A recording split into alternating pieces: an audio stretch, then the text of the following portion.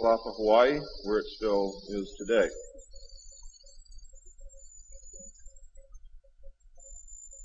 Some of the information is based upon research derived from the information that I saw. For instance, in the documents that I saw, it was stated that President Eisenhower had commissioned a group called the Jason Scholars, which was stated to have been a secret society of scholars, to research the deception, lies, facts, truth, and get at the root and the real truth of the alien question. It also stated that there was a group of 12 men formed by NSC Memo 5410, and that the study group was formed by NSC Memo 5411, and that there was another NSC memo issued to cover the actions of these men and explain the reasons why such prominent men were meeting on a regular basis, and that NSC memo was 5412/1 and 5412/2. 5412/1 was implemented in March of 1955, 5412/2 in November of 1955. Anyone who knows how correspondence, executive orders, and executive memos are written knows that you do not write a memo 5412 in March and then in November tack a second part onto it. The memo was originally really written in 1954. I'm going to go through the whole history. I'm going to have to leave a few things out simply because it's going to be impossible to cover everything in the hour and a half that I have. Before I begin, I would like to read two quotes to you. The first is attributed to Mr. Alistair Cook, who said, quote, "I'll be astounded if this planet is still going 50 years from now. I don't think we will reach 2000. It would be miraculous," unquote. Winston Churchill said, and I quote, "We seem to be moving, drifting, steadily against our will, against the will of every race and every people and every class, towards some hideous catastrophe. Everyone wishes to stop it, but they do not know how." What do you think he was referring to?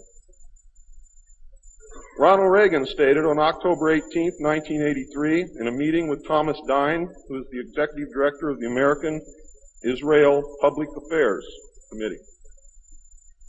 And I quote Ronald Reagan, "You know, I turn back to your ancient prophets in the Old Testament and the signs foretelling Armageddon. And I find myself wondering if we're the generation that is going to see that come about. I don't know if you've noted any of those prophecies lately, but believe me, they certainly describe the times we're going through." Now, ladies and gentlemen, during this talk that I'm going to give you, I'm going to explain to you the history of this phenomenon, who the secret government really is, and I will name them by name, beginning group, the study group. I will tell you who they are today. I'm going to tell you what this is all about. I'm going to tell you who's selling drugs to your children, and I'm going to tell you why the United States government is afraid for you to find out what the truth is regarding UFOs.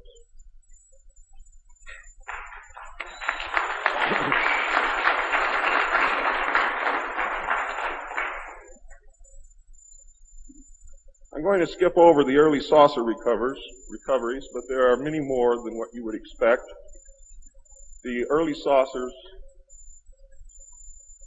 is this any better? There were many more saucer crashes and downed craft than what you have realized.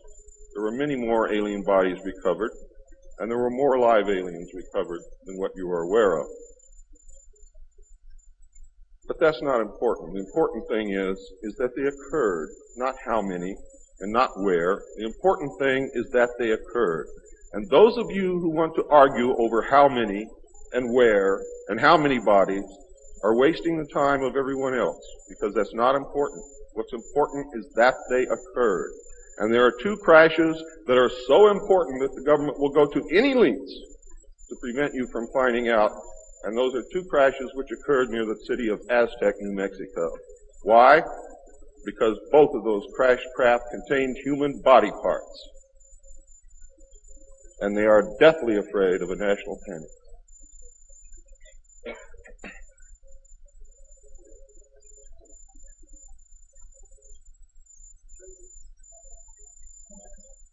Because of this, there was a very, very tight security blanket screwed down tight over all of the alien question. The downed craft, the fact that they were here, the technology that we were recovering. Some craft, strangely enough, were not damaged at all. But we could not recognize anything that we had previously known as mechanical, electrical, hydraulic, or any other thing that we knew of, except eventually we discovered that the craft contained a small reactor approximately the size of a large football or a small basketball, which was said to be a clean reactor, and the craft, this particular craft, used or seemed to use water as fuel. Now, how that all works, I don't know. I am not a nuclear physicist. Thank God. A special group of America's top scientists were organized under the name Project Sign in December of 1947 to study the phenomena. There was no such thing at that time as MJ-12. The whole nasty business was contained within the shroud of secrecy. Project Sign evolved into Project Grudge in December of 1948. A very low-level collection and disinformation project named Blue Book was formed under Grudge. 16 volumes were to come out of Grudge, including the controversial Grudge 13, which I and Bill English saw, read, and revealed to the public. Blue teams were put together to recover the crashed discs and dead or alive aliens. The blue teams were later to evolve into alpha teams under Project Pounce and Project Pluto. During these early years, the United States Air Force and the Central Intelligence Agency exercised complete control over the alien secret. The Air Force was later to be dropped because it was a young service that had no political power and could not overcome the power of the Army and the Navy. In fact, the CIA was formed by presidential executive order, first as the Central Intelligence Group for the express purpose of dealing with the alien presence. Later, the National Security Act was passed, establishing it as the Central Intelligence Agency. The National Security Council was established to oversee the intelligence community and especially the alien endeavor. It was not created specifically to form national policy. In fact, you can say that the National Security Council was the forerunner of MJ-12, and there was another group between MJ-12 and the National Security Council, which is to come later. A series of National Security Council memos and executive orders removed the CIA from the sole task of gathering foreign intelligence and slowly but thoroughly legalized direct action in the form of covert activities at home and abroad. On December 9, 1947, Truman approved issuance of NSC-4, entitled Coordination of Foreign Intelligence Information Measures, at the urging of Secretaries Marshall, Forrestal, Patterson, and the Director of the State Department's Policy Planning Staff, Kennan, who, by the way, were all members of the Council on Foreign Relations. The Foreign and Military Intelligence Book 1, Final Report of the Select Committee to Study Governmental Operations with Respect to Intelligence Activities, United States Senate, 94th Congress, Second Session, Report Number 94-755, April 26, 1976, page 49 states, this directive empowered the Secretary of State to coordinate overseas information activities designed to counter communism.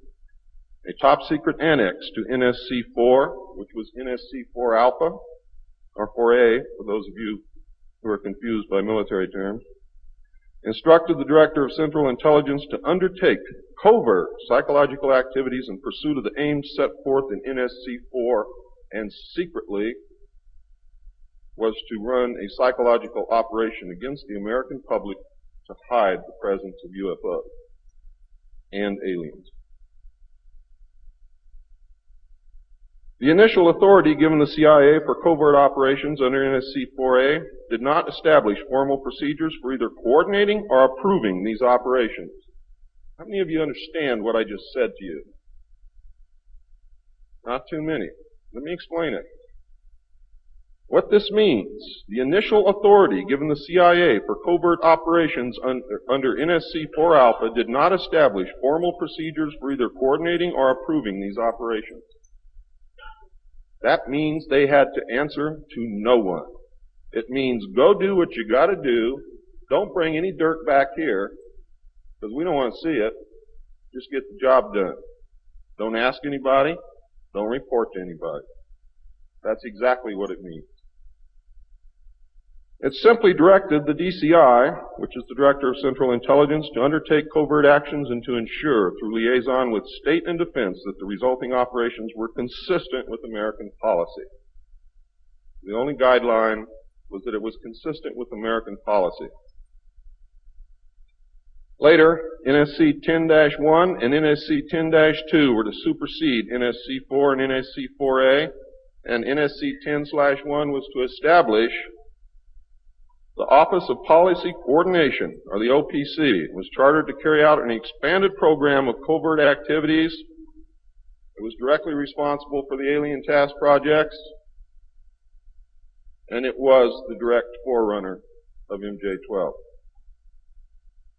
NSC 10-1 and 10-2 validated illegal and extra-legal practices and procedures as being agreeable to the national security leadership. The reaction, of course, was very swift.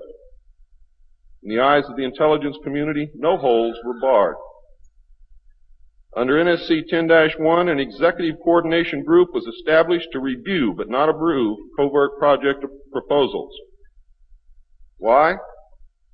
Because if you've ever read or known anything about President Truman, he was a mean little guy, and he didn't believe in trusting everybody else to do the right thing, and he kept the power solidly in his hands. He did not give it to anyone.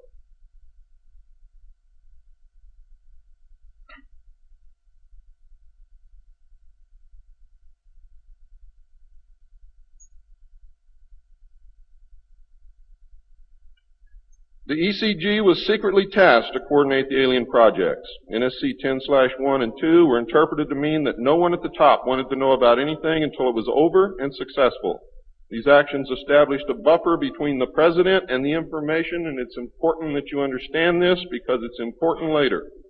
It was intended that this buffer serve as a means for the president to deny knowledge if leaks divulged the true state of affairs. That is to prevent the collapse of the government. If the president can stand up and say, I didn't know about it, the government can survive. If the president cannot say that, then you have a very, very dangerous situation indeed. The buffer was used in later years for the purpose of effectively isolating succeeding presidents from any knowledge of the alien presence other than what the secret government and the intelligence community wanted them to know.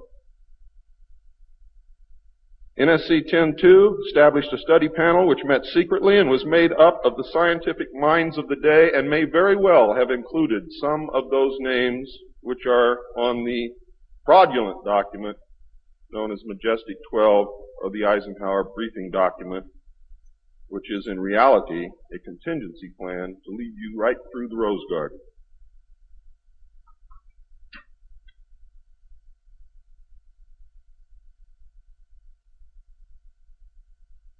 The study panel was not called MJ-12. In fact, the study panel was never called MJ-12. Another NSC memo, NSC 10-5, further outlined the duties of the study panel. These NSC memos and secret executive orders set the stage for the creation of MJ-12 only 4 years later. Now it gets nasty. Secretary of Defense James Forrestal began to object to the secrecy. He was a very idealistic and religious man who believed that the public should be told. When he began to talk to leaders of the opposition party and leaders of the Congress about the alien problem, he was asked, which is a polite way of saying you're fired, to resign by Truman. He expressed his fears to many people and rightfully believed that he was being watched and that his life was threatened.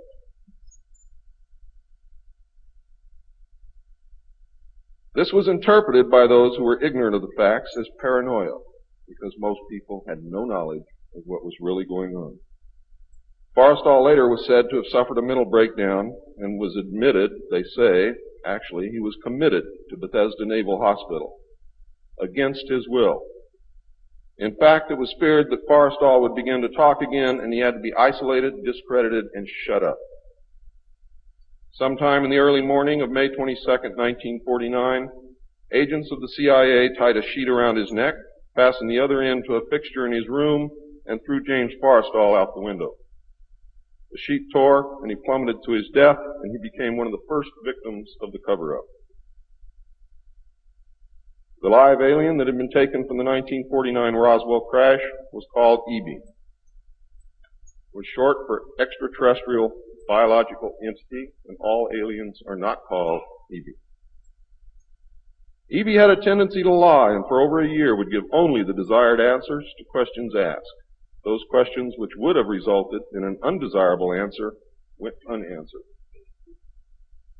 At some point during the second year of captivity, he began to open up, and the information derived from EB was startling, to say the least. And this compilation of his revelations became the foundation of what would later be finished, called the Yellow Book.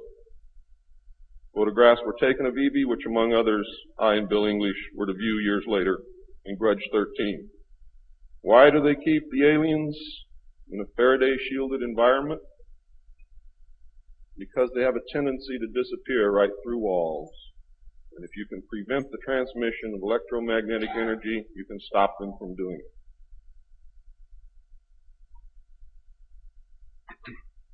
In late 1951, EB became ill.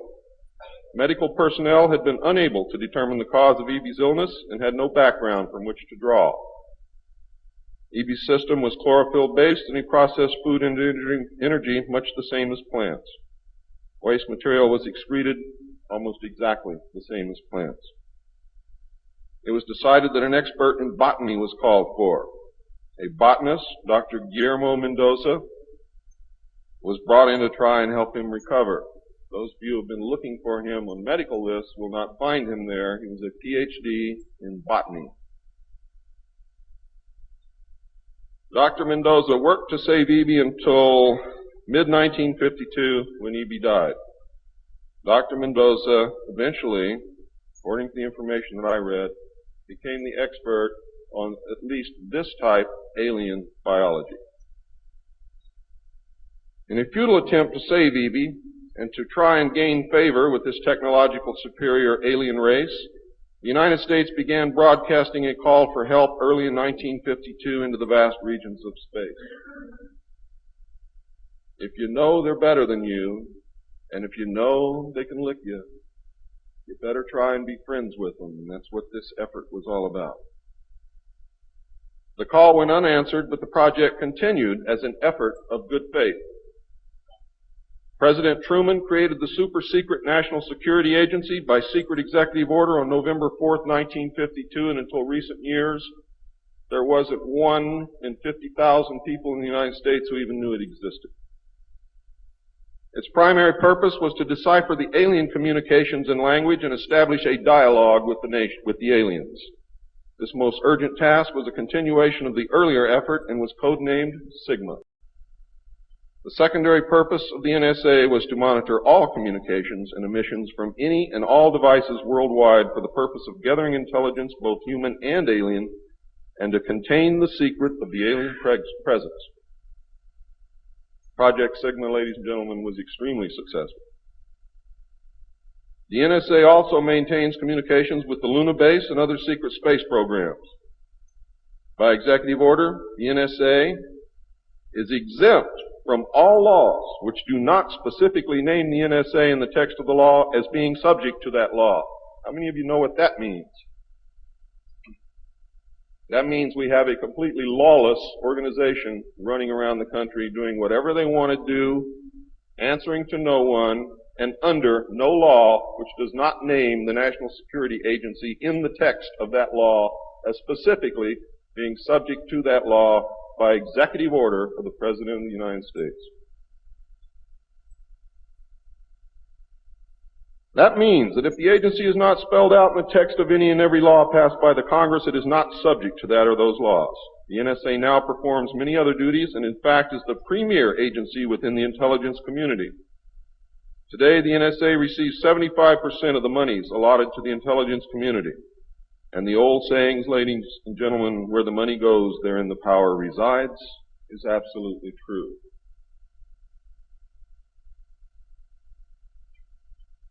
The DCI today is mainly a figurehead. He is in charge of the CIA. The CIA does have many functions which are useful to this country and some which are deadly to us. The DCI, of course, is in charge of that agency. But he is not, as everyone thinks, the head of the intelligence community. That position really and truthfully lies with the director of the National Security Agency. The primary task of the NSA is still alien communications, but now includes other alien projects as well. President Truman had been keeping our allies, including the Soviet Union, informed of the developing alien problem since the Roswell recovery. This had been done in case the aliens turned out to be a threat to the human race and thus the world. Plans were formulated to defend the Earth in case of invasion. These were international plans, which included most of the countries of the world. Great difficulty, however, was encountered in maintaining international secrecy. It was decided that an outside group was necessary to coordinate and control international efforts in order to hide the secret from the normal scrutiny of governments by the press. The result was the formation of a secret society which became known as the Bilderbergers. The headquarters of this group is in Geneva, Switzerland. The Bilderbergers evolved into a secret world government that now controls everything. The United Nations was then, and is now, an international joke.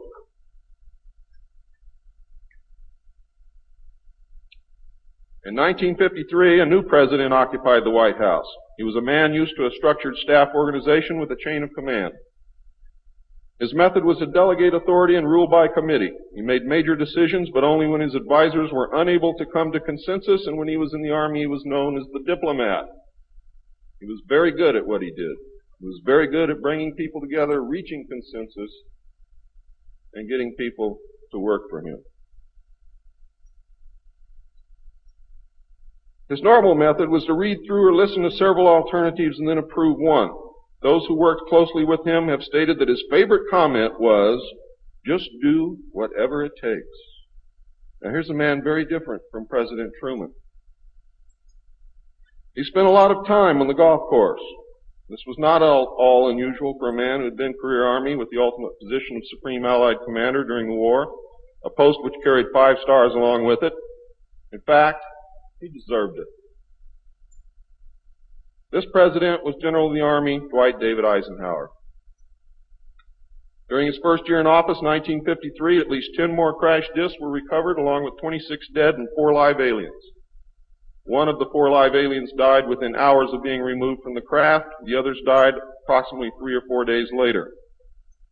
Of the 10, 4 were found in Arizona, 2 in Texas, 1 in New Mexico, 1 in Louisiana, 1 in Montana, and 1 in South Africa. And there were hundreds of sightings. Why were so many craft crashing? Because the government was scared. And when they found out that the radar was downing the craft, they started aiming the radar at the craft with lock-on radar and pumped the juice through. And they brought as many down as they could.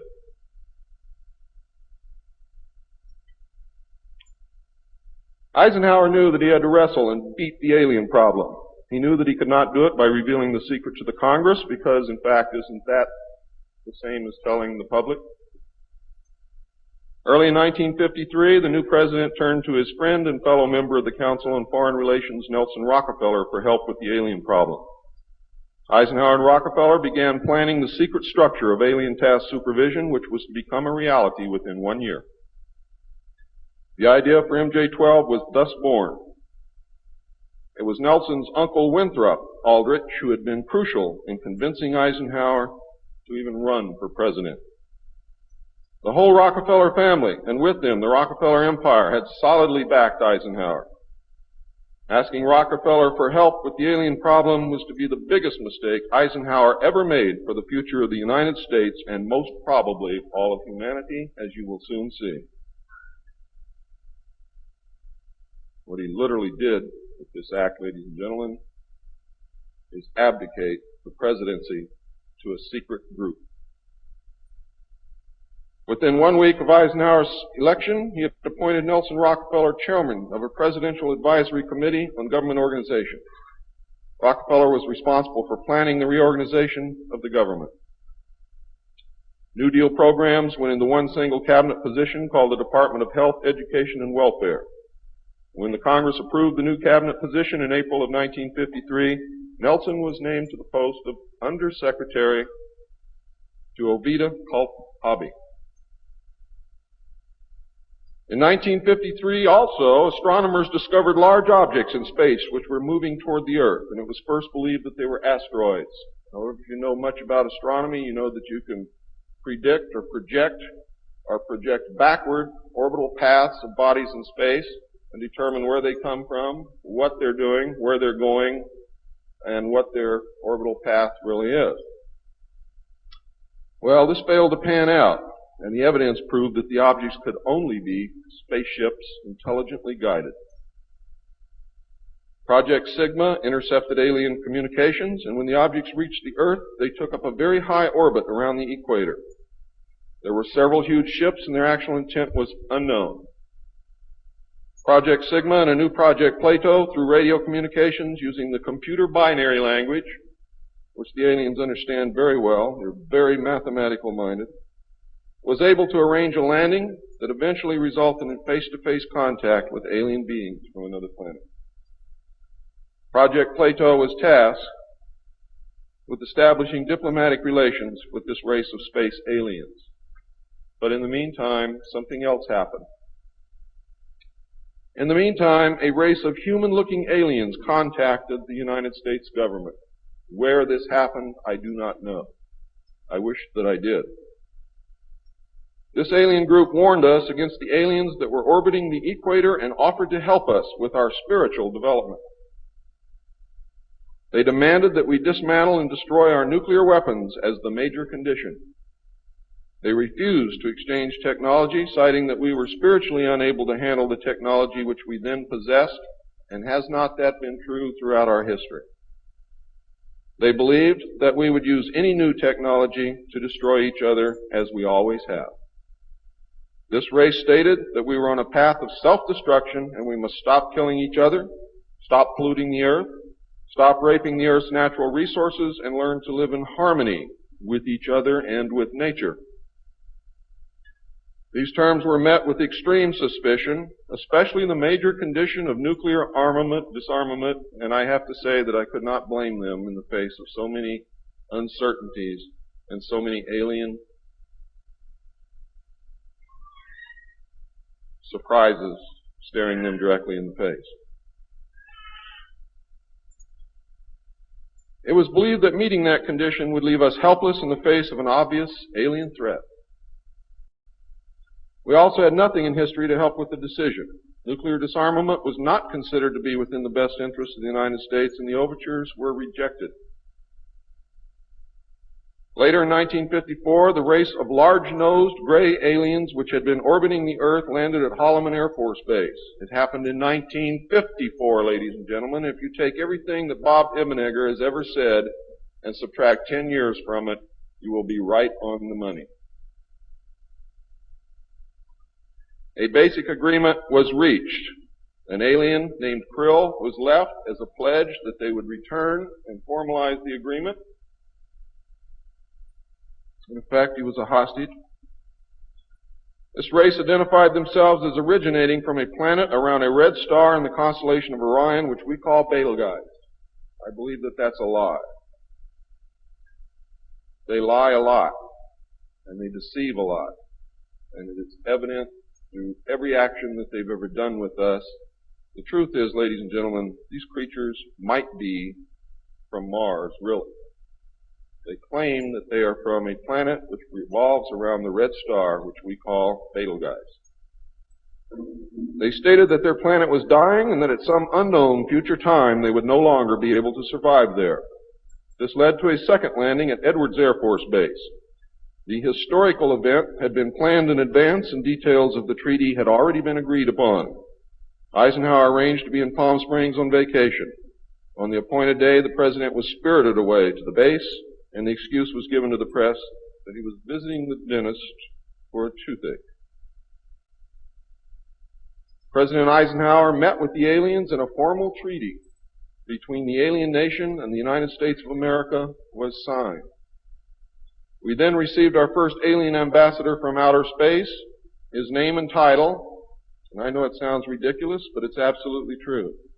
His name and title was His Omnipotent Highness Krill, pronounced Krill, spelled K-R-L-L-L or C-R-L-L-L. In the American tradition of disdain for royal titles, he was secretly called Original Hostage Krill, or O.H. Krill,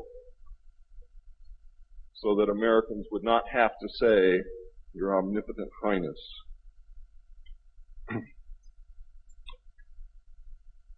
You should know that the alien flag is known as the trilateral insignia. It looks like a TP with two circles on either side of the V and one pole running straight down the middle.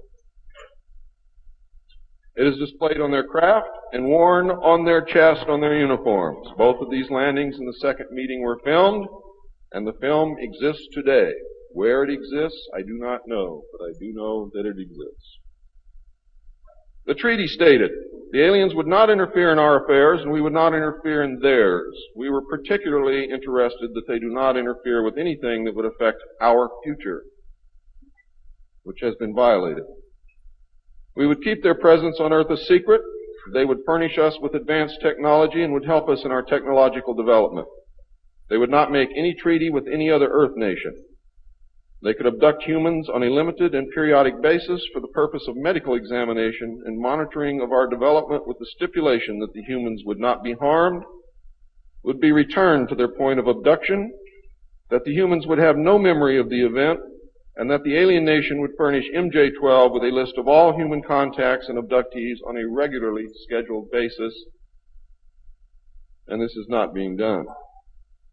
It was agreed that each nation would receive the ambassador of the other for as long as the treaty remained in force. It was further agreed that the alien nation and the United States would exchange 16 personnel each to the other with the purpose of learning each of the other. The alien guests would remain on Earth and the human guests would travel to the alien point of origin for a specified period of time, then return, at which point a reverse exchange would be made. I have no knowledge whatsoever of what happened to those original 16 humans who left the Earth with the aliens. It was also agreed that bases would be constructed underground for the use of the alien nation and that 2 bases would be constructed for the joint use of the alien nation and the United States government. The base at Dulce is one, the base at S4 in the area known as Area 51 or Dreamland is the second. Exchange of technology would take place in the jointly occupied bases. These alien bases would be constructed under Indian reservations in the 4 corners of Utah, Colorado, New Mexico, and Arizona, and one would be constructed in Nevada in the area known as S4, located approximately 7 miles south of the western border of Area 51, otherwise known as Dreamland. All alien areas are under complete control of the Naval Department, and all personnel who work in these complexes receive their checks from the Navy. Construction of the bases began immediately, but progress was slow until large amounts of money were made available in 1957, and in the meantime work continued on the Yellow Book with the information derived from the guests.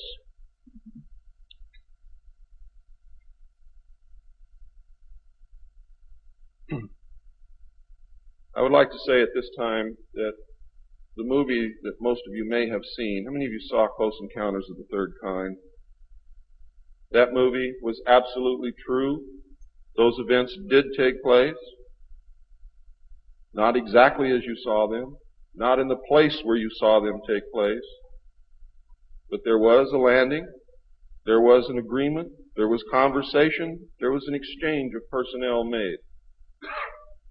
I would like to say now also that J. Allen Hynek was the technical director on that movie, and he was also the co-author of Grudge 13, which I read between the years 1970 and 1973, along with another man named Lieutenant Colonel Friend.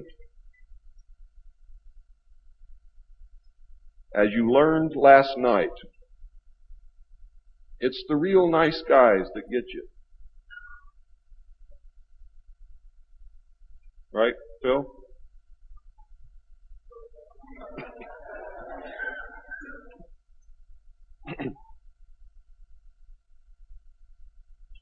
Project Red Light was formed, and experimentation and test flying alien craft was begun in earnest. As I told you earlier, many of the craft we recovered were intact, appeared to have no damage whatsoever. One craft actually exploded over the test site during testing sometime in the early 60s. I'm not sure what the exact date is, but the explosion is said to have been seen over 3 states. Project Red Light, according to the information that I have, was postponed at that time because they had no idea what had happened or why the craft had exploded, but they lost the pilots, and the project went on hold. A super top secret facility was built at Groom Lake in Nevada in the midst of the weapons test range. It was codenamed Dreamland. Until this area was built, testing was done at the Tonopah test range, and that's why some of you have conflicting information. The installation was placed under the Department of the Navy, and clearance of all personnel required a Q clearance as well as executive, which means presidential or majestic approval.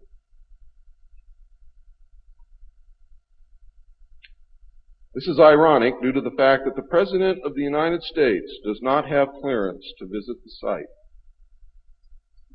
Many of you did not know that. The President of the United States cannot enter Area 51. There are very many other areas which he cannot enter also. The alien base and exchange of technology actually took place in an area known as S4. Area S4 was codenamed the Dark Side of the Moon. The Army was tasked to form a super secret organization to furnish security for all alien task projects. This organization became the National Reconnaissance Organization based at Fort Carson, Colorado. The specific teams trained to secure the projects were called Delta.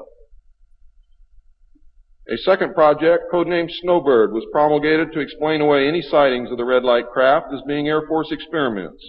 The Snowbird craft were manufactured using conventional technology and were flown for the press on several occasions, and those of you who are my age or older will remember, as children or young adults, going to the movie and seeing in the Movie-Tone newsreel the Apro car and other strange-looking saucer craft that were developed by the United States and the Canadian Armed Forces as a part of Project Snowbird. Project Snowbird was also used to debunk legitimate public sightings of alien craft, also called UFOs. Project Snowbird was very successful, and reports from the public declined steadily until recent years. But not just due to Project Snowbird. There was an intense ridicule, denial, and debunking campaign going on since the beginning.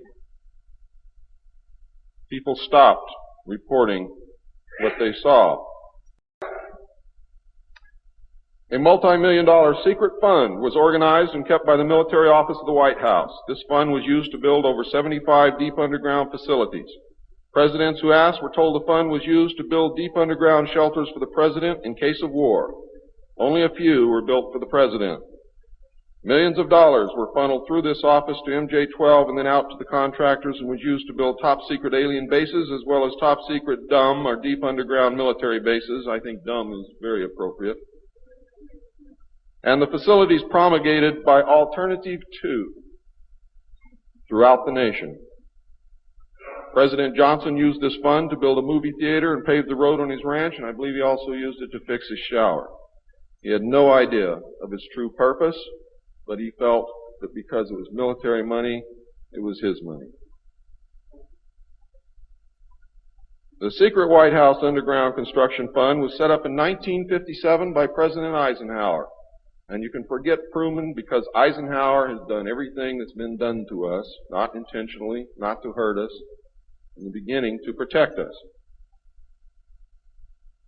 The funding was obtained from Congress under the guise of construction and maintenance of secret sites where the president could be taken in case of military attacks, called presidential emergency sites. The sites are literally holes in the ground deep enough to withstand a nuclear blast and are outfitted with state-of-the-art communications equipment. To date, there are more than 75 sites spread around the country that I can account for, which were built using money from this fund. The Atomic Energy Commission has built at least an additional 22 underground sites, again, that I can account for.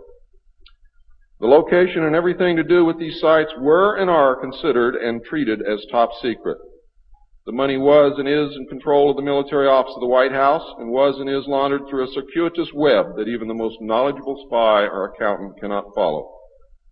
As of 1980, only a few at the beginning and end of this web knew what the money was for. At the beginning were Representative George Mahan of Texas, the chairman of the House Appropriations Committee and of its Defense Subcommittee, and Representative Robert Sykes of Florida, chairman of the House Appropriations Military Construction Subcommittee. Today, it was rumored that House Speaker Jim Wright controlled the money in Congress and that a power struggle was underway to remove him. We all know what happened there, but I could not substantiate by any source the fact that he was in charge of the money. It is a rumor. At the end of the line were the President, MJ-12, the Director of the Military Office, and a commander at the Washington Navy Shipyard. The money was authorized by the Appropriations Committee, who allocated it to the Department of Defense as a top secret item in the Army construction program. The Army, however, ladies and gentlemen, could not spend it, and in fact did not even know what it was for. Authorization to spend the money was in reality given to the Navy. You'll find out why the Navy has control of all this a little bit later. It will become clear to you. The money was channeled to the Chesapeake Division of the Navy Engineers, who did not know what it was for either. Not even the commanding officer, who was an admiral, knew what the fund was to be used for. Only one man, a Navy commander, who was assigned to the Chesapeake Division, but in reality was responsible only to the military office of the White House, knew of the actual purpose, amount, and ultimate destination of the top secret fund. The total secrecy surrounding the fund that meant that almost every trace of it could be made to disappear by the very few people who controlled it. There has never been, and most probably never will, be an audit of this secret money. Large amounts of this money were transferred from the top secret fund to a location at Palm Beach, Florida that belongs to the Coast Guard called Peanut Island.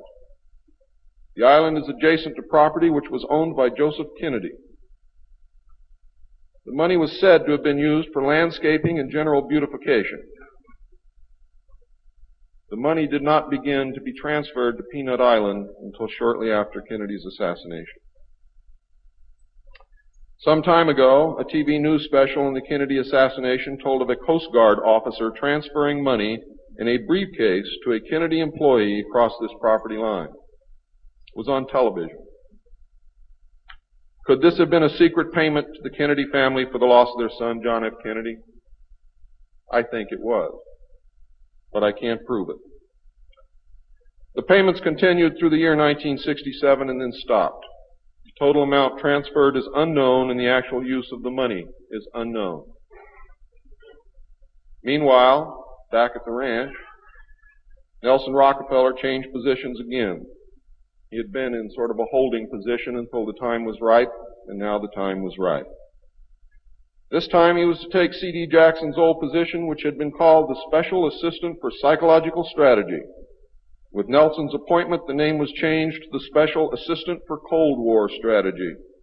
This position would evolve over the years into the same position Henry Kissinger was ultimately to hold under President Nixon. Officially, he was to give advice and assistance in the development of increased understanding and cooperation among all peoples. Sounds very nice and innocent, doesn't it? The official description, of course, was a smokescreen. For secretly, he was the presidential coordinator for the intelligence community. In his new post, Rockefeller reported directly and only to the President. He attended meetings of the Cabinet, the Council on Foreign Economic Policy, and the National Security Council, which was the highest policy-making body in the government. Nelson Rockefeller was also given a second important job as the head of the secret unit called the Planning Coordination Group, which was formed under NSC 5412/1 in March of 1955. However, the memo was written in 1954 at the same time that NSC 5410 and NSC 5411 were written. It was not used until it was needed. The group consisted of different ad hoc members depending upon the subject on the agenda. The basic members were Rockefeller, a representative of the Department of Defense, a representative of the Department of State, and the Director of Central Intelligence. It was soon called the 5412 Committee or the Special Group. NSC 5412/1 established the rule, for the first time, established the rule that covert operations were subject to approval by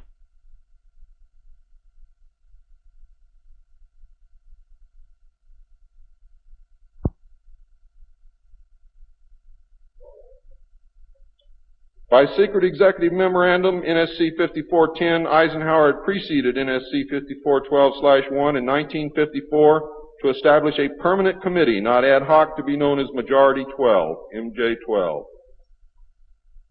to oversee and conduct all covert activities concerned with the alien question. NSC 5412/1 was created to explain the purpose of these meetings when Congress and the press became curious as to why such important and prominent men were meeting on a regular basis. Majority 12 was made up of Nelson Rockefeller, the Director of Central Intelligence, Allen Welsh Dulles, the Secretary of State, John Foster Dulles, the Secretary of Defense, Charles E. Wilson, the Chairman of the Joint Chiefs of Staff, Admiral Arthur W. Radford, and that's why the Navy got everything, because the first Chairman of the Joint Chiefs of Staff who served on MJ-12 was Navy. If it had been an Army general, the Army would have had it. The Director of the Federal Bureau of Investigation, J. Edgar Hoover, and that should answer a lot of questions for you, and 6 men from the Executive Committee of the Council on Foreign Relations known as the Wise Men. These men were all members of a secret society of scholars that called themselves the Jason Society. See you smiling, Bill. Thought I didn't know it, didn't you? Fooled you. Are the Jason scholars who recruited their members from the Skull and Bones and the Scroll and Key societies of Harvard and Yale. And that was stated verbatim in Operation Majority. The Wise Men were key members of the Council on Foreign Relations.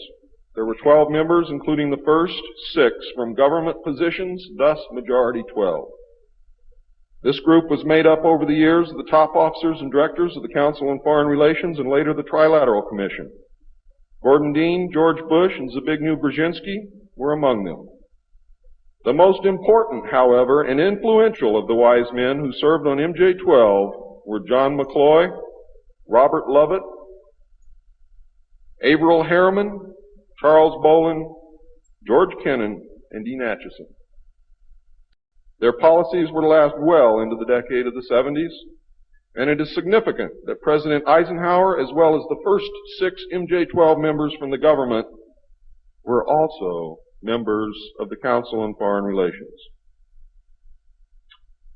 Thorough researchers will soon discover that not all of the Wise Men attended Harvard or Yale, and not all of them were chosen for Skull and Bones or Scroll and Key membership during their college years.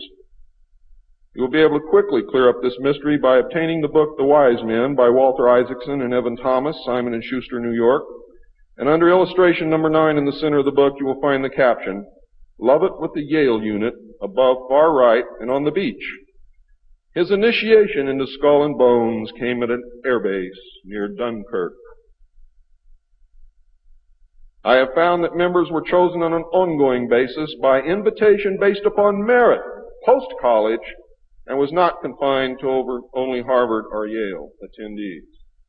It also had something to do with how much money your family had, unless you were a military officer. A chosen few were later initiated into the Jason Society. They are all members of the Council on Foreign Relations, and at that time were known as the Eastern Establishment. This should give you a clue to the far-reaching and serious nature of these most secret college societies.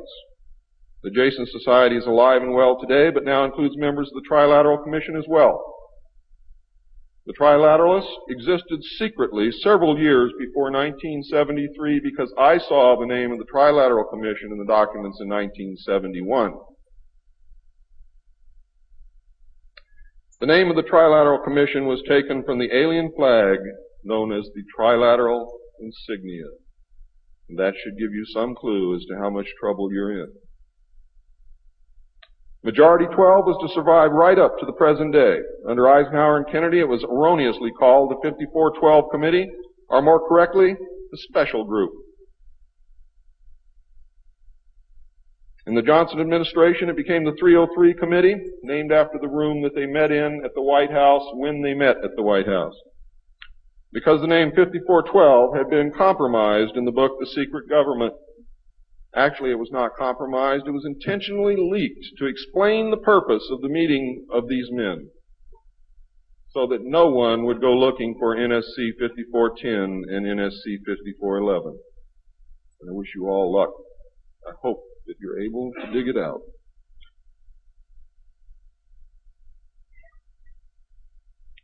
Actually, NSC 5412/1 was leaked to the author to hide the existence of NSC 5410. Under Nixon, Ford, and Carter, it was called the 40 Committee, and under Reagan, it became the PI 40 Committee. But over all those years, only the name changed.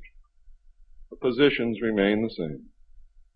By 1955, it became obvious that the aliens had deceived Eisenhower and had broken the treaty.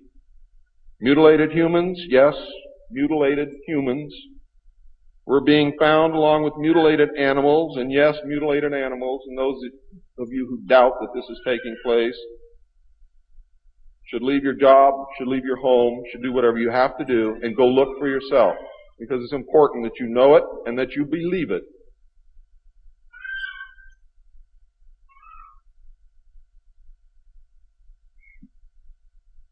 These things were being found all across the United States. It was suspected that the aliens were not submitting a complete list of human contacts and abductees to MJ-12, and it was suspected that not all abductees had been returned, and this has been verified. The Soviet Union was suspected of interacting with them, and this proved also to be true. It was learned that the aliens had been and were then manipulating masses of people through secret societies, witchcraft, magic, the occult, and religion. After several Air Force combat air engagements with alien craft, it also became apparent that our weapons were no match against theirs. In November of 1955, NSC 5412/2 was issued, establishing a study committee to explore all factors which are involved in the making and implementing of foreign policy in the nuclear age. This, again, was only a blanket of snow that covered the real subject of study, which was the alien question. For, in fact, 5412/2 had, as I told you earlier, been written in 1954, when NSC 5410 and 5411 was written, and 5411 by secret executive memorandum in 1954. The study group was commissioned to examine all the facts, evidence, lies, and deception and discover the truth of the alien question. NSC 54/2 was only a cover that had become necessary when the press began inquiring as to the purpose of regular meetings of such important men. When the press asked Gordon Dean, somewhere near the end of 1954, why they were meeting and what they were studying, Gordon Dean says, "As of yet, we have no direction, but we're working on it." It then became necessary to find a direction and find a reason for these meetings, and that's exactly what they did. The first meetings began in 1954 and were called the Quantico meetings because they met at the Quantico Marine Base. See, one thing I knew, ladies and gentlemen, I know who they are. I know what they were called. All I had to do was find out who belong to those names, and it's impossible to hold meetings of 36 prominent men secret over such a long period of time. The study actually lasted 3 years, not forever. It was a 3-year study, period. A study group was made up of 35 members of the Council on Foreign Relations secret scholars known as the Jason Society or the Jason Scholars. Dr. Edward Teller was invited to participate. Dr. Zbigniew Brzezinski was the study director for the first 18 months. Dr. Henry Kissinger was chosen as the group study director for the second 18 months, beginning in November of 1955. Nelson Rockefeller was a frequent visitor during the study. I'm going to read you the study group members now. For those of you who know who these people are, you're going to be amazed.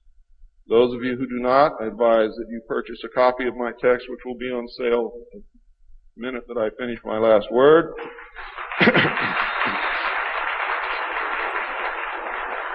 And research everything that I'm telling you, and your own research will tell you that I am telling you the truth, and I don't have to do that.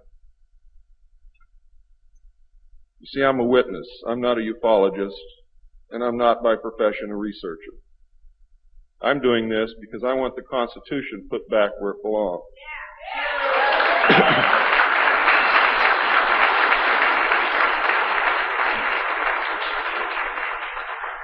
The study group members were Gordon Dean, chairman, one of the most powerful men in the United States at that time.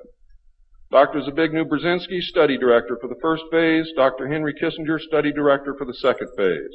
Dr. Edward Teller represented the scientific community. Major General Richard C. Lindsay, Hanson W. Baldwin, Lloyd V. Berkner, Frank C. Nash, Paul H. Nitze, Charles P. Noyes, Frank Pace Jr., James A. Perkins, Don K. Price, David Rockefeller, Oscar M. Rubhausen, Lieutenant General James M. Gavin, Carl P. Haskins, James T. Hill Jr., Joseph E. Johnson, Mervyn J. Kelly, Frank Altschul, Hamilton Fish Armstrong, Major General James McCormick Jr., Robert R. Bowie, McGeorge Bundy, William A. M. Burden, John C. Campbell, Thomas K. Findletter, George S. Franklin Jr., I. Rabbi, Roswell L. Gilpatrick, N. E. Hallaby, General Walter Bedell Smith, called Beadle, Henry DeWolf Smythe, Shields Warren, Carol L. Wilson, and Arnold Wolfers. Now, these aren't bad guys. They were a study group. And the first MJ-12 was not made up of bad guys. They were made up of concerned Americans. What happened later became bad. The yanking of power away from the president, the formation of a secret government, the sale of drugs to the American people, etc., etc., etc. And I'm going to cover most of those things before I'm finished. It's about time. The second phase meetings were also held at the Marine base at Quantico, Virginia, and the group became known as Quantico II. Nelson Rockefeller built a retreat somewhere in Maryland which could only be reached by air for MJ-12 and the study committee so that they could meet away from public scrutiny. He donated the land, he built the facilities. Say hello for me, Phil.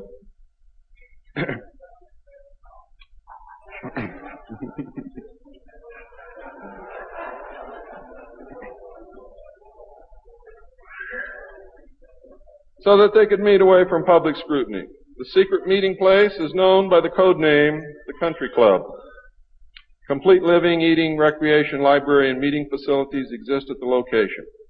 The study group was publicly closed in the later months of 1956, and Henry Kissinger published what was officially termed the results in 1957 as Nuclear Weapons and Foreign Policy by Henry A. Kissinger. published for the Council on Foreign Relations by Harper & Brothers, New York. In truth, the manuscript had already been 80% written while Kissinger was at Harvard. The study group continued veiled in secrecy. A clue to the seriousness Kissinger attached to the study can be found in statements by his wife and friends. Many of them stated that Henry would leave home early each morning and return late each night without speaking to anyone or responding to anyone. It seemed, in fact, as if he were in another world which held no room for anyone else. Now, when they say that he would not speak to anyone or respond to anyone, they meant it literally. I find these statements very revealing. The revelations of the alien presence and actions during the study must have been a great shock. I know I would have been shocked. Henry Kissinger was definitely out of character during the time surrounding these meetings, as he is normally described as being a gentleman, very charming, and most people who meet him like him very much. Henry Kissinger would never again be affected in this manner, no matter the seriousness of any subsequent event. On many occasions, he would work very late into the night after having already put in a full day. Coupled with his not speaking, this behavior eventually led to his divorce. A major finding of the alien study was that the public could not be told, as it was believed that this would most certainly lead to economic collapse of the religious structure, and national panic, which would lead into anarchy.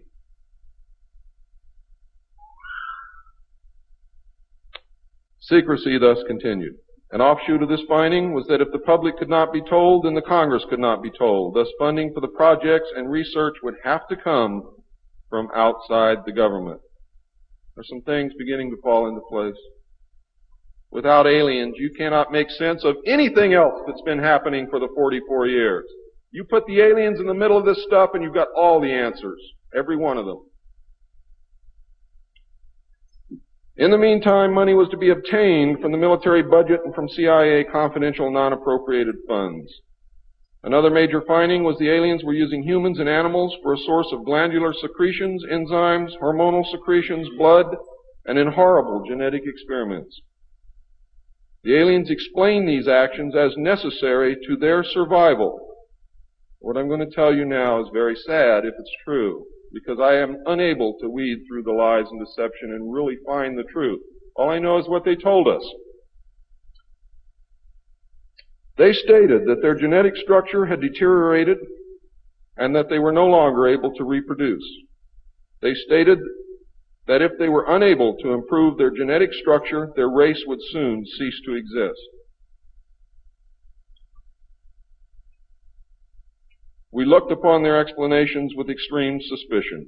Since our weapons were literally useless against the aliens, MJ-12 decided to continue friendly diplomatic relations with them until such time as we were able to develop a technology which would then enable us to challenge them on a military basis. Overtures would have to be made to the Soviet Union and other nations to join forces for the survival of humanity. In the meantime, plans were developed to research and construct two weapon systems using conventional and nuclear technology, which would hopefully bring us to parity. The results of the research were projects Joshua and Excalibur.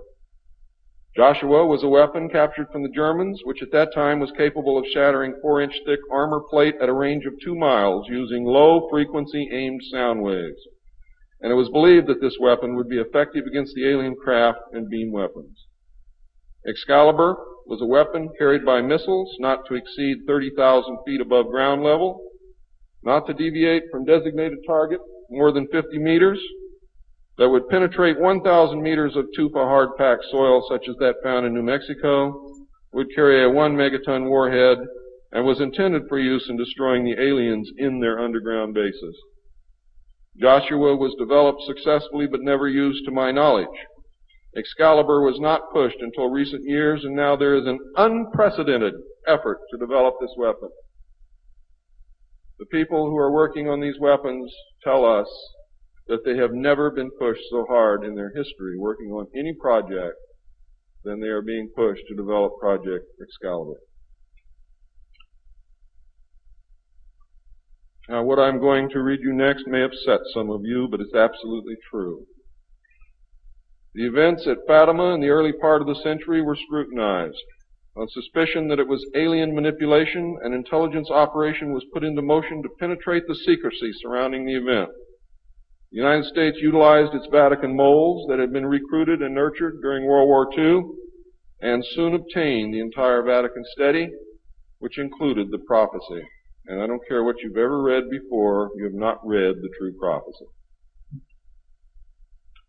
This prophecy stated that if man did not turn from evil and place himself at the feet of Christ, the planet would self-destruct and the events described in the book of Revelations would indeed come to pass. It stated that a child would be born who would unite the world with a plan for world peace and a false religion beginning in 1992. By 1995, the people would discern that he was evil and was indeed the Antichrist. World War III would begin in the Middle East in 1995 with an invasion of Israel by a united Arab nation using conventional weapons, which would culminate in a nuclear holocaust in the year 1999. Between 1999 and 2003, most of the life on this planet would suffer horribly and die as a result. The return of Christ would occur in the year 2011. Is this true? I don't know. I know that it was decided by the United States government that this was indeed an alien event, and I believe that this is more deception which is being heaped upon us. So don't go out of here thinking that the world is going to end tomorrow because of this. It might because of something else, and I'm going to talk about that, but not because of this.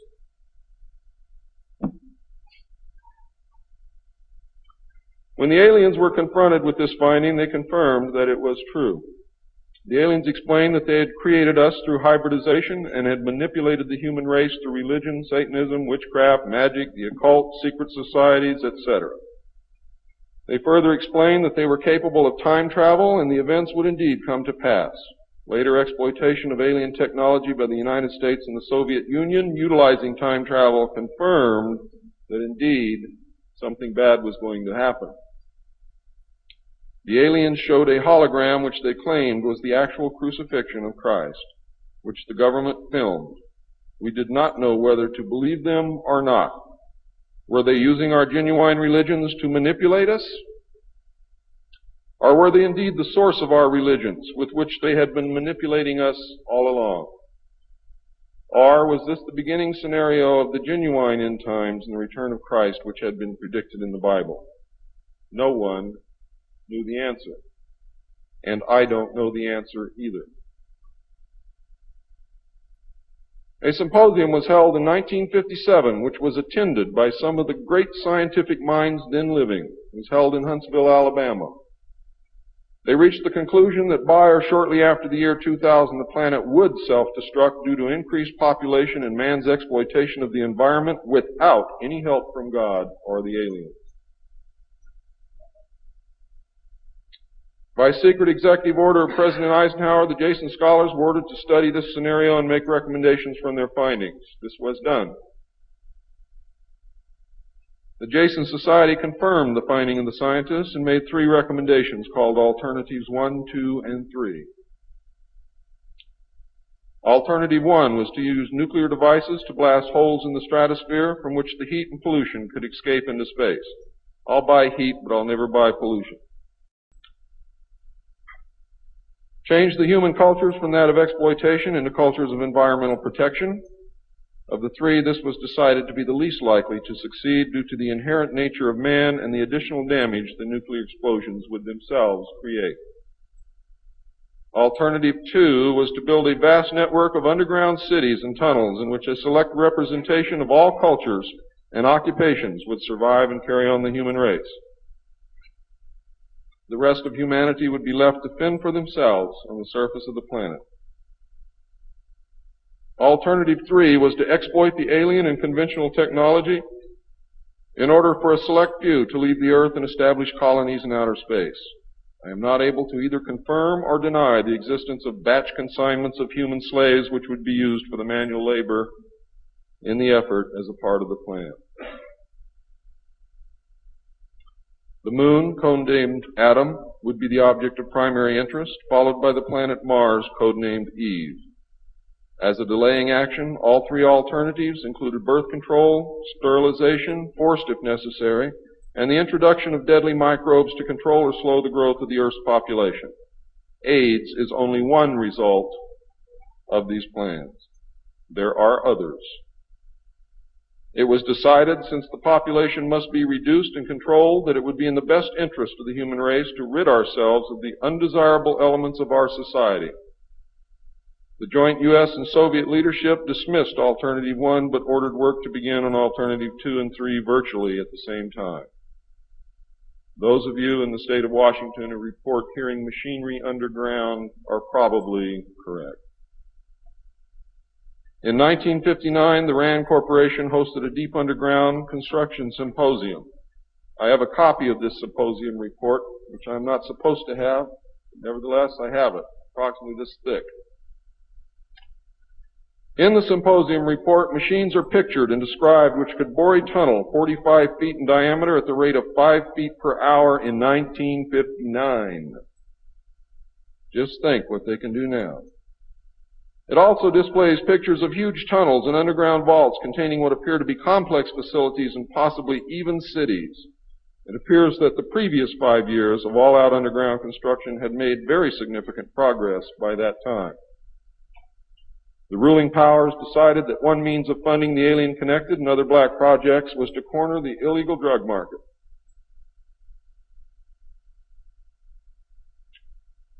A young, ambitious member of the Council on Foreign Relations was approached.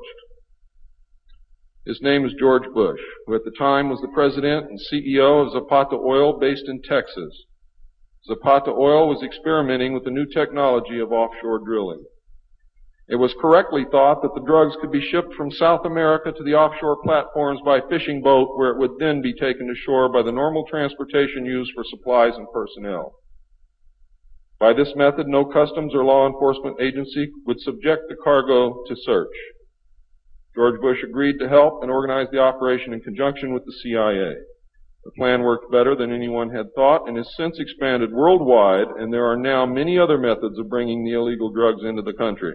But it must always be remembered that George Bush began the sale of drugs to our children. Now, if you think I'm crazy, get off your butt and start digging, because you will find out that it's absolutely true. The CIA now controls all the world's illegal drug markets. The official space program was boosted by President Kennedy in his inaugural address when he mandated that the United States put a man on the moon before the end of the decade. Although innocent in its conception, this mandate enabled those in charge to funnel vast amounts of money into black projects and conceal the real space program from the American people. A similar program in the Soviet Union served the same purpose. In fact, a joint alien United States and Soviet Union base already existed on the moon at the very moment Kennedy spoke the words.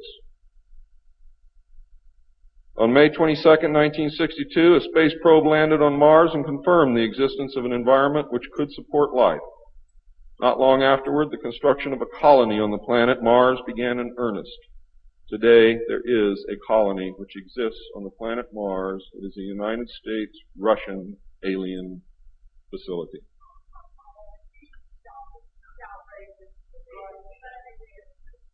If you believe it's outrageous, stick around a few years.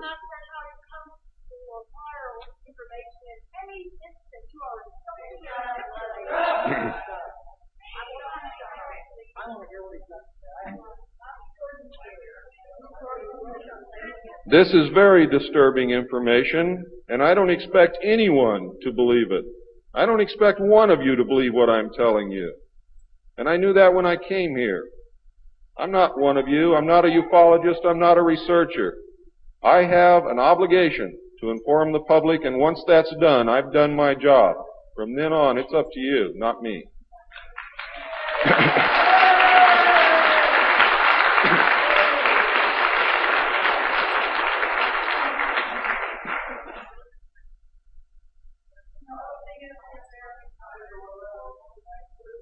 This colony exists on Mars, populated by specially select people from different cultures and occupations taken from all over the earth.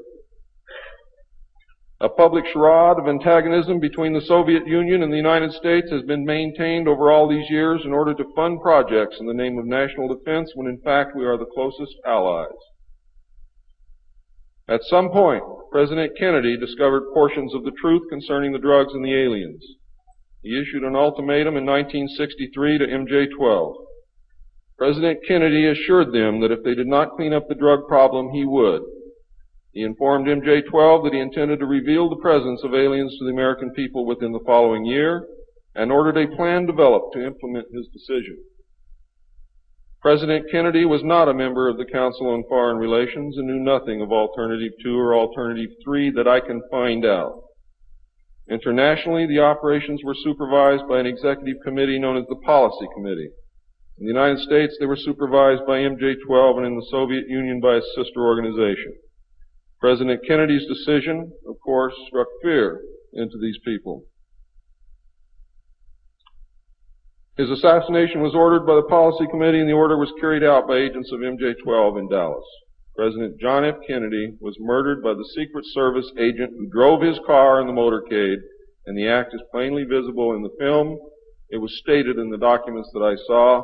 The assassin's name is William Greer.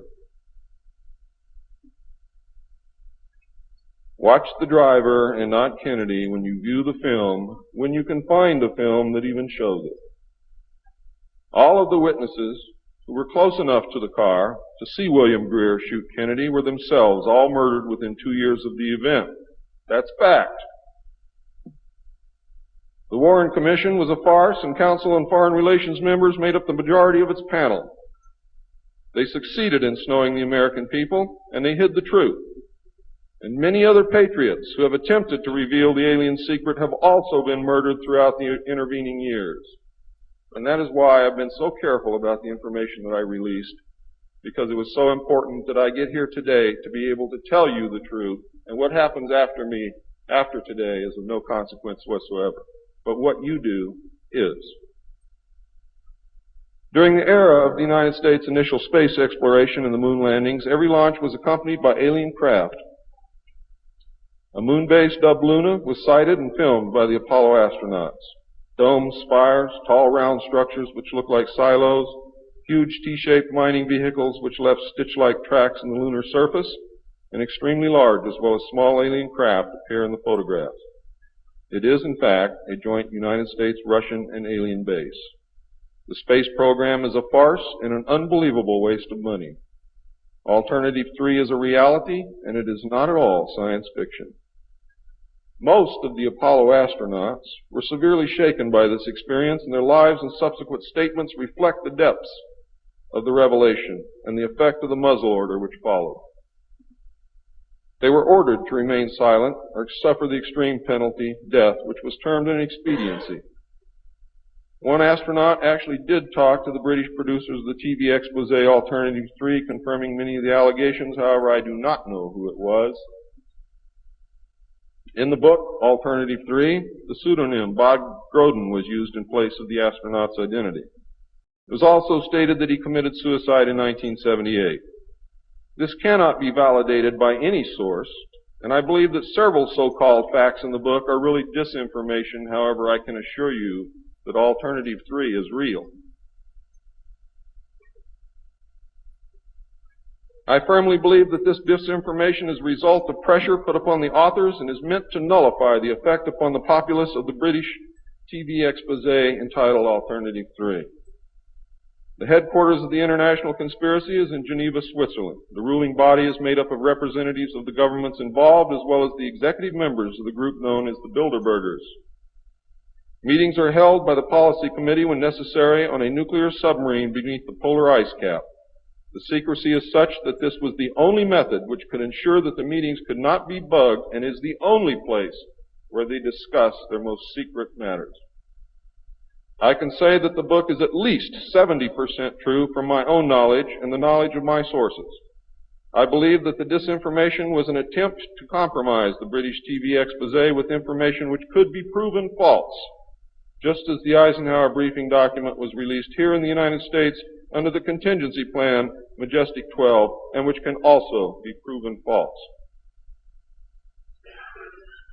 Since our interaction with the aliens began, we have come into possession of technology beyond our wildest dreams. A craft named Aurora exists at Area 51, which makes regular trips into space.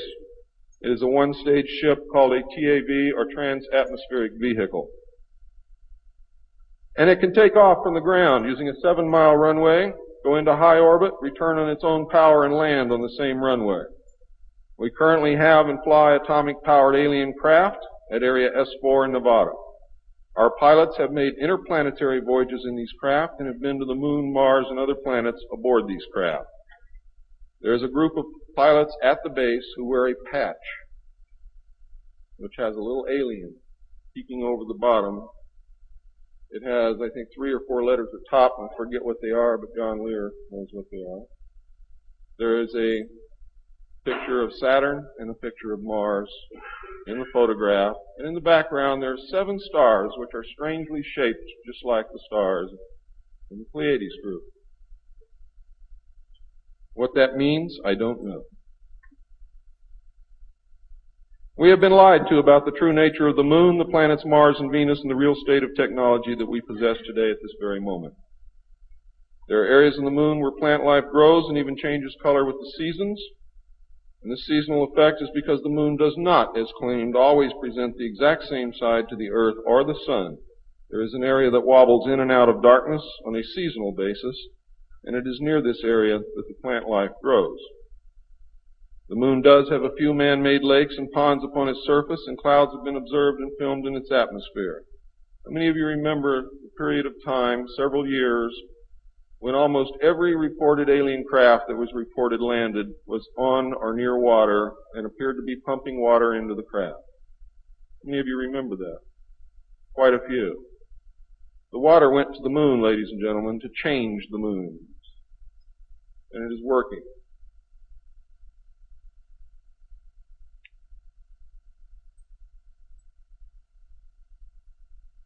It possesses a gravitational field, and man can walk upon its surface without a spacesuit, breathing from an oxygen bottle after undergoing decompression the same as any deep-sea diver. Ladies and gentlemen, if you can come from 1,200 feet underwater to the surface through decompression, you can go from the surface to 1 atmosphere of vacuum. See, vacuum does not cause a problem for the human body. It's the inert gas that's dissolved in your tissues and in your bones and in the fluids in your body that causes you the problem. If this is decompressed properly, you will have no problem. All you need is a very small amount of oxygen, a very small pressure to breathe. You will suffer no harm, except for one thing, that oxygen becomes toxic after breathing it over a long period of time. Therefore, excursions would have to be of a minimal time length. Other than that, there is no reason why you or anyone else cannot walk on the surface of the moon or in space in a vacuum without a spacesuit. How do I know? I used to be one of the world's experts on deep sea mixed gas breathing mixtures for divers and on deep saturation diving. When I was the head of the department of the Mixed Gas Deep Saturation Diving Division of the College of Oceaneering. And I can tell you now, it's much easier to decompress to a vacuum and walk on the surface of the moon than it is to bring a man up from 600 feet.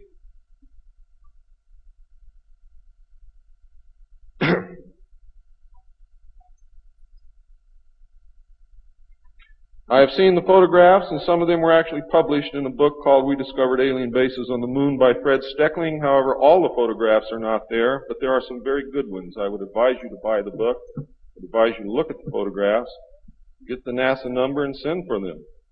I doubt that you can still get them, but at one time you could. In 1969, a confrontation broke out between the human scientists and the aliens at the Dulce Underground Lab. The aliens took many of our scientists hostage. Delta forces were sent in to free them, but were no match against the alien weapons. 66 of our people were killed during this action. As a result, we withdrew from all joint projects for at least 2 years.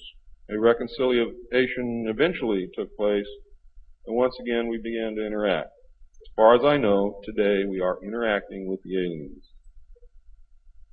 Now,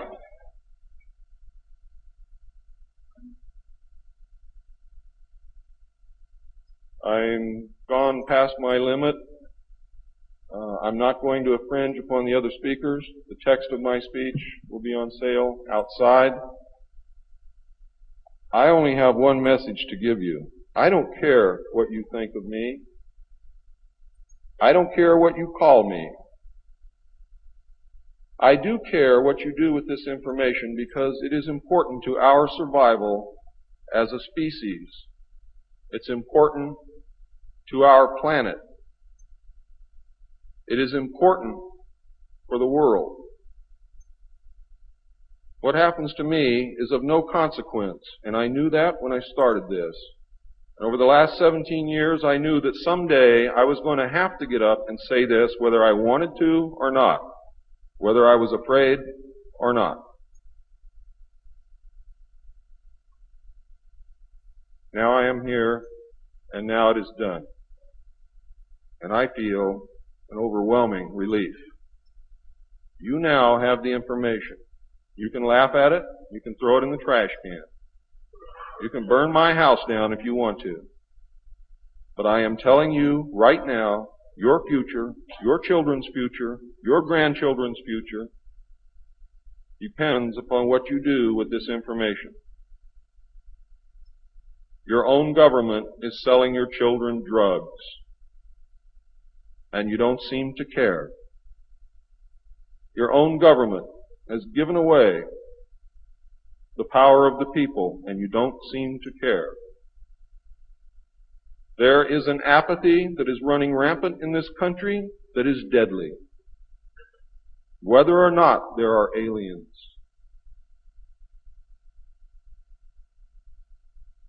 We are truly now at this moment a nation of sheep. And ladies and gentlemen, I assure you that sheep are always led to the slaughter. But it does not have to be that way. There is tremendous power in knowledge. There is also tremendous power in secrecy. Take away that secrecy, you make sure that you're informed, and you can change things and stop fighting with each other.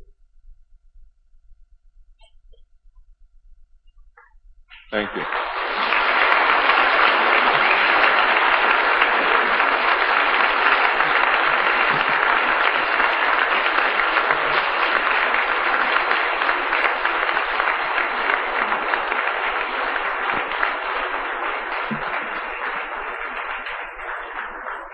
This time, ladies and gentlemen, I think a 5-minute break is in order. What do you think, John?